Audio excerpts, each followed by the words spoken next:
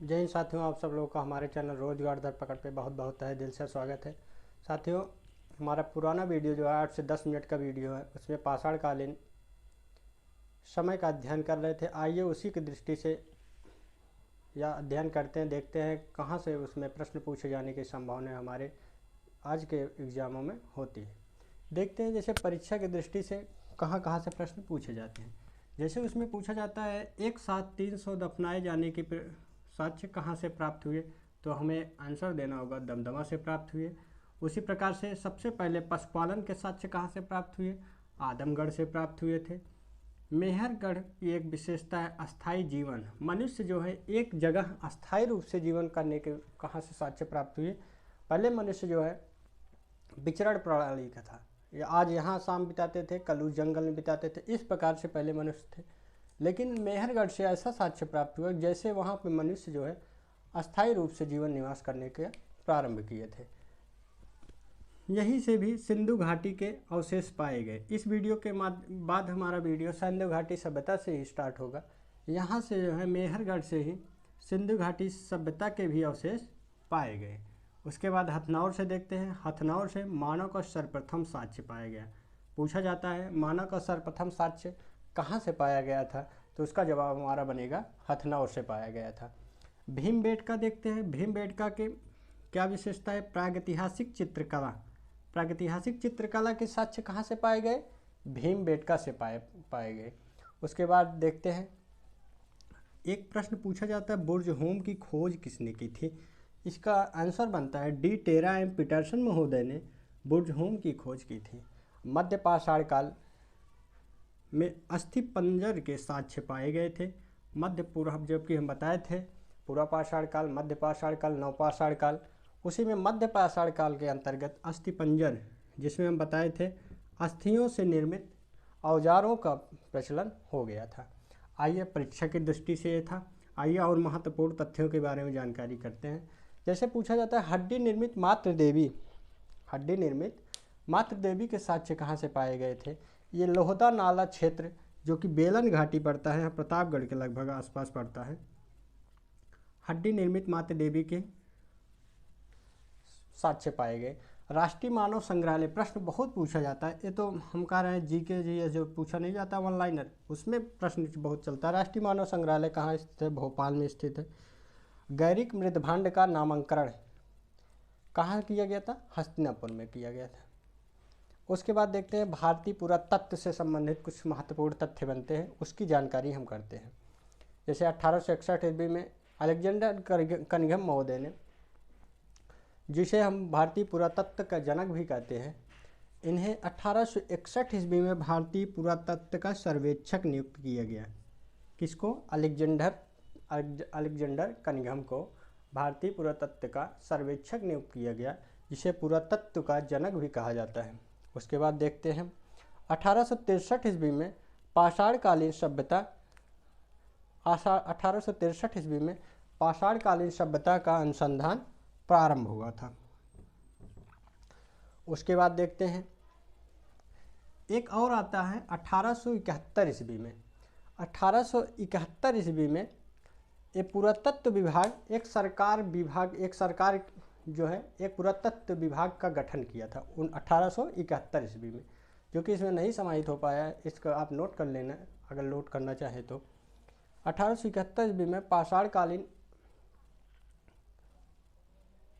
सभ्यता का अनुसंधान प्रारंभ के लिए एक गठन किया गया, इसके अध्ययन के लिए। 1901 ईस्वी में लॉर्ड कर्जन के समय में पुरातत्व विभाग को केंद्रीकृत एक गठन किया गया, केंद्रीकृत विभाग के रूप में एक गठन किया गया। 1901 ईस्वी में ये बहुत प्रश्न पूछा जाता है, इसलिए मैंने इसको ब्लैक से लिखा है। लॉर्ड कर्जन के समय पुरातत्व विभाग का गठन किसके समय किया गया था, लॉर्ड कर्जन के समय किया गया था। इसको हम केंद्रीकृत के रूप में मानने लगे। जैसे पहले सरकार का गठन 1871 ईस्वी में किया गया, सरकार एक विभाग की गठन की, पुरातत्व विभाग की। उसके बाद 1901 ईस्वी में पुरातत्व विभाग को ही एक केंद्रीकृत, जैसे आज केंद्र सरकार राज्य सरकार है, वैसे सरकार का गठन जो हुआ था, सरकारी विभाग का गठन इसके पक्ष में हुआ था 1871 ईस्वी में। लेकिन वही केंद्रीय रूप से गठन हुआ था 1901 ईस्वी में। भारतीय पुरातत्व सर्वेक्षण नाम दिया गया। सर जॉन मार्शल ने सर्वप्रथम इसका महानिदेशक नियुक्त किया गया। पुरातत्व विभाग का महानिदेशक किसे नियुक्त किया गया? सर जॉन मार्शल को।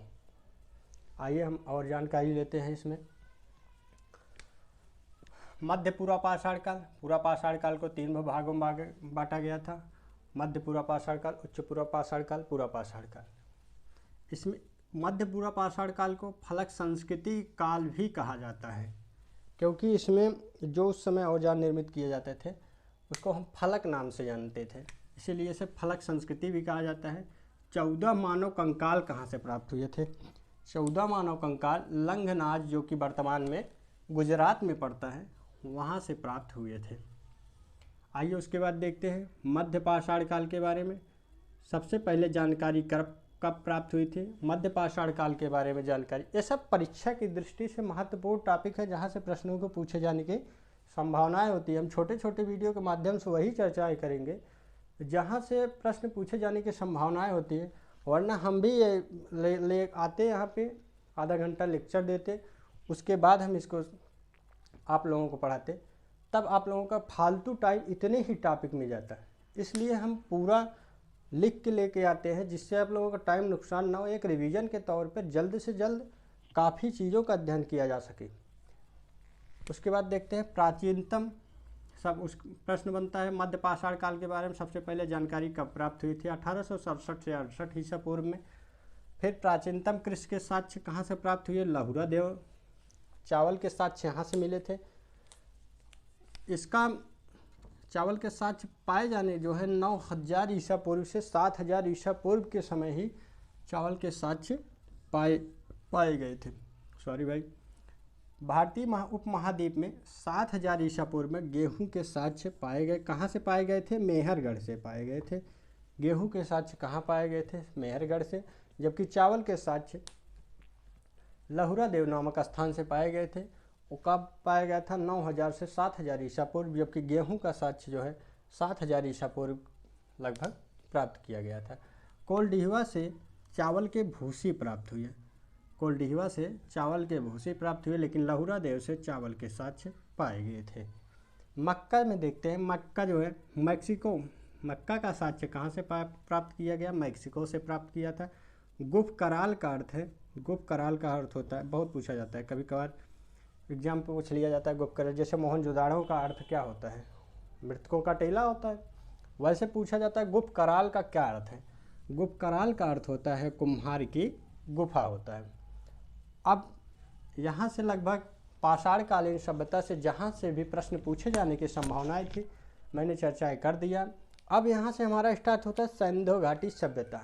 सिंधु घाटी सभ्यता है हड़प्पा सभ्यता, जिसे हम 3 नामों से जानते हैं: सिंधु घाटी सभ्यता, सिंधु सभ्यता, हड़प्पा सभ्यता।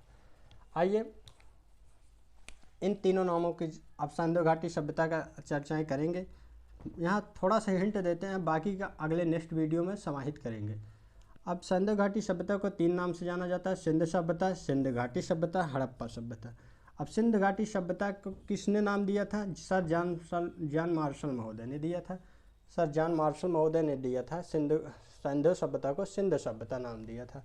उसके बाद सिंधु घाटी सभ्यता, फिर हड़प्पा सभ्यता। हड़प्पा सभ्यता का नामकरण पिग्गट महोदय ने किया था। हड़प्पा सभ्यता का नामकरण किसने किया था? पिग्गट महोदय ने किया था। हड़प्पा सभ्यता किस लिए कहे थे? उस समय हड़प्पा और मोहनजोदाड़ो 2 बहुत ही प्रचलित, बहुत ही विख्यात राजधानियाँ थी। उसी के आधार पर सर पिग्गट महोदय ने हड़प्पा सभ्यता, इसको नाम सिंधु सभ्यता को हड़प्पा सभ्यता कहा था। उसके बाद देखते हैं सिंधु सभ्यता की सर्वसामान्य तिथि क्या मानी जाती है? 2300 से 1700 ईसा पूर्व सर्वसामान्य तिथि मानी जाती है, अर्थात सभी विद्वानों के द्वारा इस तिथि को मान्यता दी गई थी। इस तिथि को मान्यता दी जाने के पीछे 2-3 कारण बनते हैं। जैसे प्रथम कारण बनता है C14, कार्बन 14 के आधार पर इस तिथि का नामकरण किया गया था। अब आइए हम देखते हैं एक बार फिर से चर्चाएं जल्दी से जल्दी। दमदमा से क्या प्राप्त हुए थे? एक साथ 300 दफनाए जाने की प्रक्रिया साक्ष्य प्राप्त हुए थे। आदमगढ़ से पशुपालन प्राप्त हुआ था। मेहरगढ़ से अस्थायी जीवन सिंधु घाटी के अवशेष पाए गए थे। हथनौर से मानव का सर्वप्रथम साक्ष्य प्राप्त किया गया था। भीमबेटका से प्रागैतिहासिक चित्रकला प्राप्त किया था। बुर्ज होम की खोज किसने की थी? डी टेरा एम पीटरसन महोदय ने किया था। मध्य पाषाण काल को हम किस नाम से जानते थे? उसको अस्थिपंजर के मध्य पाषाण काल में ही अस्थिपंजर के साक्ष्य प्राप्त हुए थे। हड्डी निर्मित मातृ देवी लोहदा नाला क्षेत्र से पाया गया था। राष्ट्रीय मानव संग्रहालय भोपाल में स्थित है। गैरिक मृत भांड का नामकरण हस्तिनापुर में हुआ था। 1861 में अलेक्जेंडर कनियम जो पुरातत्व के जनक माने जाते हैं, पुरातत्व विभाग का सर्वेक्षक नियुक्त किया गया था 1861 ईस्वी में। 1863 ईस्वी में पाषाण कालीन सभ्यता का अनुसंधान प्रारंभ हुआ था। 1871 ईस्वी में इसका गठन किया था। सरकार एक विभाग की गठन की थी जो पुरातत्व विभाग के नाम से जाना जाता था। 1901 ईस्वी में पुरातत्व विभाग को एक केंद्रीकृत विभाग घोषित किया गया था। भारतीय पुरातत्व सर्वेक्षण का नाम दिया गया था। सर जॉन मार्शल को सर्वप्रथम इसका महानिदेशक नियुक्त किया गया था। मध्य पूर्व पाषाण काल को फलक संस्कृति काल भी कहा जाता है। 14 मानव कंकाल एक साथ दफनाए जाने की प्रक्रिया साक्ष्य कहाँ से प्राप्त हुए थे? लंगनाज गुजरात से प्राप्त हुए थे। मध्य पाषाण काल के बारे में 1867 से 1868 ईस्वी में जानकारी मिली थी। प्राचीनतम कृषि के साक्ष्य कहाँ से प्राप्त हुए थे? प्राचीनतम कृषि के साक्ष्य लोहदा नाला लहुरा देव नामक स्थान से प्राप्त हुए थे। चावल के साक्ष्य 9000 ईसा पूर्व से 7000 ईसा पूर्व इसकी जानकारी प्राप्त हुई थी। भारतीय उपमहाद्वीप में 7000 ईसा पूर्व में मेहरगढ़ से गेहूं के साक्ष्य प्राप्त हुए थे। उसके बाद कोल्डिहवा से चावल की भूसी प्राप्त हुई थी। मक्का कहाँ से साक्ष्य मिला? मैक्सिको से। गुप्त कराल का अर्थ होता है कुम्हार की गुफा होता है।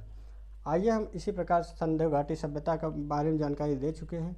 अब सिंधु घाटी सभ्यता के अलग से वीडियो आएगा जिसके विस्तृत जानकारी परीक्षा की दृष्टि से कहाँ से महत्वपूर्ण क्वेश्चन बनते हैं, इन सब की चर्चाएं करेंगे। तब तक के लिए जय हिंद, जय भारत। मिलते हैं नेक्स्ट वीडियो में। अगर आप लोगों को वीडियो अच्छा लगे लाइक सब्सक्राइब शेयर करें, ज़्यादा से ज़्यादा दोस्तों में शेयर करें। धन्यवाद।